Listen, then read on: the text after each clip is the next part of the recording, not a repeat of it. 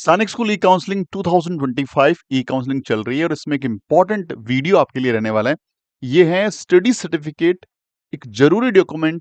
पूरी जानकारी इस वीडियो में बात करने वाले हैं क्योंकि जब आप डॉक्यूमेंट वेरिफिकेशन के लिए जाएंगे तो ये इंपॉर्टेंट डॉक्यूमेंट है क्योंकि इस बार इसमें काफी बड़े अपडेट्स हैं जो पहले नहीं थे। तो इस बार आपको अपना डॉक्यूमेंट जो तैयार करना है उसकी हर चीज को ध्यान में रखना जरूरी है।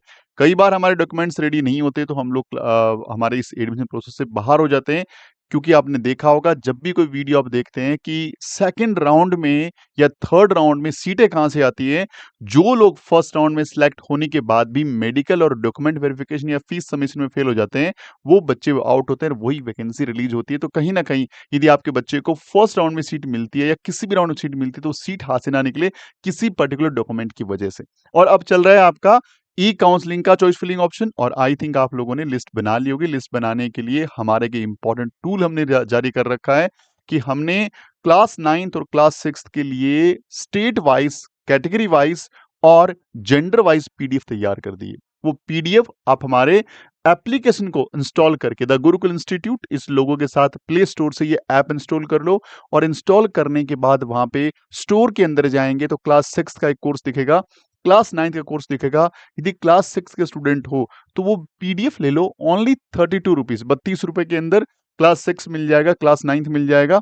आप उनको लेकर के उसका प्रॉपर यूटिलाइज करो क्योंकि यदि आपको पता हो कि आपके स्टेट में आपका बच्चा आपकी कैटेगरी में टॉप से कितने नंबर पर है, वैकेंसी कितनी है, तो आप देख पाएंगे कि आपके बच्चे को सीट मिलेगी या नहीं मिलेगी। अब आते हैं अदर स्टेट में, तो हम आपको इंडिया के सारे स्टेट की, सारे जेंडर की, सारी कैटेगरी की वो वैकेंसी लिस्ट जो है या सॉरी मेरिट लिस्ट जो है, वो मेरिट लिस्ट आपको अवेलेबल कराएंगे इस 32 रुपीज के पीडीएफ में, जिससे आप अपनी चॉइस फिलिंग लिस्ट को बहुत अच्छे से बना सकते हैं।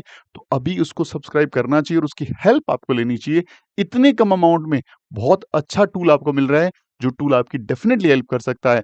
और यदि यहाँ पे ना मिले तो ये डैशबोर्ड नंबर पे, इस नंबर पे सिर्फ लिखना है पीडीएफ क्लास 6 या क्लास 9। बहुत सारे बच्चे सिर्फ पीडीएफ वर्ड लिख के छोड़ देते हैं और पता नहीं होता हमें क्लास 6 या क्लास 9, तो बहुत सारी बार हम लोग जो लिंक है वो दूसरा भेज देते हैं। तो जरूरी है आप लिखिए पीडीएफ क्लास 6 या क्लास 9, तो वो टूल आपकी बहुत हेल्प करने वाला है। चलिए अब बात करेंगे स्टडी सर्टिफिकेट की, और वो सर्टिफिकेट किस ढंग का है, किन किन बातों का उसमें ध्यान रखना है, ये सारी बातें हम लोग यहाँ पे करने वाले हैं। देखिए ये स्टडी सर्टिफिकेट का फॉर्मेट है, ये आपको एसओपी के अंदर मिल जाएगा, कहीं बाहर से लाने की जरूरत नहीं है। पेज नंबर 41 याद रखिएगा, उसके अंदर आपको ये मिलेगा और उसी के अंदर हम लोग बात यहाँ पे करने वाले हैं। सबसे पहले ये इसका फॉर्मेट है। स्टार्टिंग में क्या करना है, certified that the information given below are correct in respect of, किसके रेस्पेक्ट में वो लिखना है यहाँ पे, नेम ऑफ स्टूडेंट जो इस क्लास में पढ़ रहा है, नेम ऑफ स्कूल जिसमें आपका प्रोविजनली सिलेक्शन हुआ है, name of candidate in a block letter लिखना है, फादर नेम लिखना है और मदर नेम लिखना है। ये सारा ब्लॉक लेटर में होना चाहिए, यानी कैपिटल लेटर्स में होना चाहिए। ये बहुत जरूरी बात है। Name of guardian and relationship if any, यदि वो फादर या मदर के अलावा कोई दूसरा बंदा है जो गार्जियन है उसकी डिटेल यहाँ पे मेंशन करनी है। यहाँ पे आप अपना पासपोर्ट साइज फोटोग्राफ लगाइए और कोशिश करिए वही फोटोग्राफ होना चाहिए जो आपने एप्लीकेशन फॉर्म में लगाया था। वैसे मेंशन नहीं है लेकिन फिर भी वहां पे कोई दिक्कत नहीं रहती, लेकिन यदि वो है और ना है तो कोई दिक्कत नहीं है। जेंडर बॉय या girl, date of birth mention करिए अपनी जो भी डेट ऑफ बर्थ है, यहाँ पे डी एमएम और ईयर के फॉर्मेट में। जैसे मान लीजिए किसी का 2 जनवरी है तो सेकंड, ये सेकंड हो गया, 02 जनवरी का ये, और मान लीजिए 2000 किसी का सपोज दैट 13 है, 14 लिख देते हैं अपन लोग, 14 है, तो ये बच्चे का डेट ऑफ बर्थ इस फॉर्मेट से लिखना है। अब आपको बात आते हैं कैटेगरी के अंदर, तो कैटेगरी में आई थिंक यहाँ एक जो बॉक्स बनाना भूल गए क्योंकि जनरल कैटेगरी है, ओबीसी है, एससी है, एसटी है। आप आई थिंक देखिए कोई ऑफिशियल नहीं बता रहा हूँ कि यदि डिफेंस का फॉर्मेट नहीं है तो आपको यदि डिफेंस है तो यहाँ पे आप DEF लिख करके इसमें टिक कर सकते हैं, लेकिन ये ऑथराइज्ड चीज नहीं है। आप लोग वहां पे एक बार ऑप्शन पता कर लें ताकि वो आपको बता पाएंगे कि जो डिफेंस कैटेगरी के बच्चे हैं वो यहाँ पे क्या मेंशन करें, ये जरूर ध्यान रखिएगा। आधार नंबर, बच्चे का आधार कार्ड बना हुआ होना चाहिए, जरूरी डॉक्यूमेंट है, उनको चाहिए होगा। यहाँ पे एड्रेस, मोबाइल नंबर और ईमेल आईडी। इसके साथ साथ बच्चे के बॉडी पे यदि कोई आइडेंटिफिकेशन मार्क है तो वो यहाँ पे मेंशन करना है। एनुअल इनकम कितना है पेरेंट्स का, नेशनलिटी क्या है और रिलीजन क्या है। ये बेसिक जानकारियां जो लगभग आपने पहले आपके मेडिकल फॉर्म में भरी होगी, ये सारी जानकारी यहाँ प्रॉपर ढंग से भरनी है। क्लास 6 के लिए फॉर्मेट है। अच्छा, क्लास 9th के फॉर्मेट में भी यहाँ तक, क्लास 9 का पहले दिखा दूं, ये 9th के लिए फॉर्मेट है, एकदम डिट्टो फॉर्मेट है। कहाँ तक? यदि यहाँ तक हम लोग आते हैं, ये जो पर्टिकुलर्स है ना, ये नीचे वाला टेबल ये थोड़ा अलग है। पहले क्लास 6 की स्टडी करते हैं। इसमें क्या लिखा हुआ है? क्लास 6 के अंदर लिखा हुआ है name of the school studied in a third and fourth and studying in a fifth and place.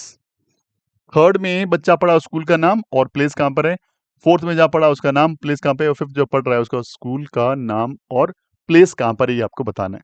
अब जी क्या है, स्कूल लोकेशन कहाँ है, रूरल के अंदर है, अर्बन में, यह लिखना है यहाँ पे रूरल या अर्बन कहाँ पर है। दूसरा, अच्छा, रूरल अर्बन का मतलब हुआ कि यदि ग्रामीण या शहरी, गांव में है तो ग्रामीण लिख रूरल लिखेंगे और शहर में तो अर्बन लिखेंगे। आपके एरिया को पता करना है।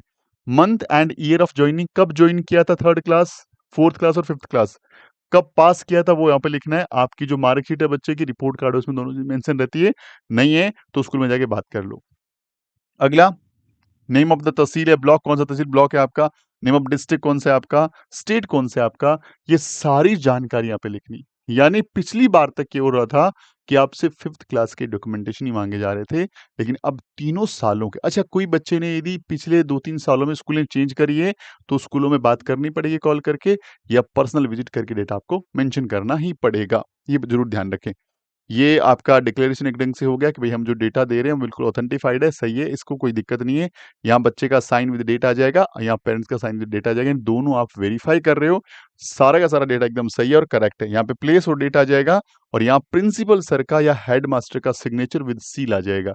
यानी ये फिल करके आपको लेके जाना है, वहां पे प्रिंसिपल सर इसको वेरीफाई कर देंगे क्लास 6 या क्लास 9 के लिए। तो इंपॉर्टेंट डॉक्यूमेंट है, इसको तैयार करना है आपको। तो यदि आपको लग रहा है कि आपके बच्चे का फर्स्ट सेकंड थर्ड किसी राउंड में कंफर्म नंबर आ जाएगा, इसका प्रिंट आउट निकालो और प्रिंट आउट निकाल करके सारी एंट्रीज फिल करके रखो, क्योंकि डॉक्यूमेंट वेरिफिकेशन के लिए बहुत कम टाइम मिलेगा। यदि आपका बच्चा मेडिकल पास हो जाता है तो यदि इसमें बाद में टाइम लगे और आप टाइमली नहीं पहुंच पाए तो एक बड़ा रीजन बन सकता है आपके एडमिशन नहीं होने का। तो जरूरी है इस डॉक्यूमेंट को फटाफट तैयार कर लो। उम्मीद करता हूँ ये वीडियो आपको हेल्पफुल रहा होगा। यदि वीडियो अच्छा लगता है लाइक शेयर जरूर करिएगा। मिलते हैं अगले वीडियो में, तब तक अपना ख्याल रखिए। जय हिंद, जय भारत, वंदे मातरम।